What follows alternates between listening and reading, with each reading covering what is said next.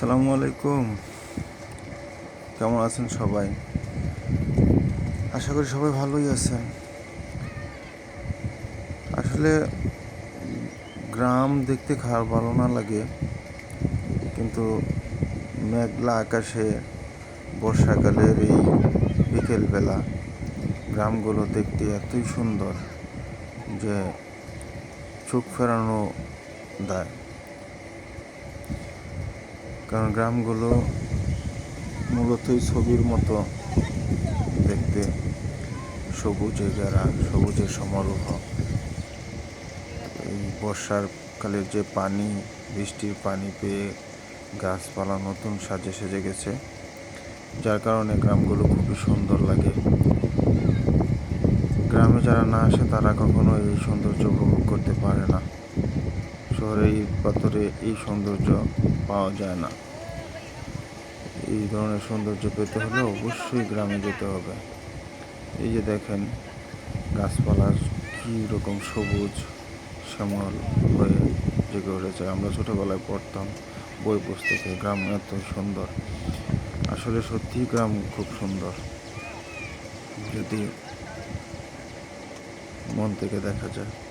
ওই যে দেখেন দূরে পাহাড়, আকাশে সাদা মেঘ ভেসে বেড়াচ্ছে, আর এদিকে ফুলে গাছপালা ফুলে ফুলে ভরে গেছে।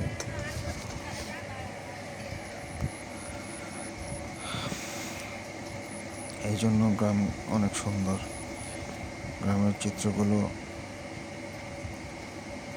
দেখতে হলে অবশ্যই সবাইকে গ্রামে আসতে হবে। গ্রামে না আসলে গ্রামের দৃশ্য দেখা যাবে না। আমি থাকি গ্রামে, তারপরেও গ্রামগুলো আমার কাছে অনেক ভালো লাগে।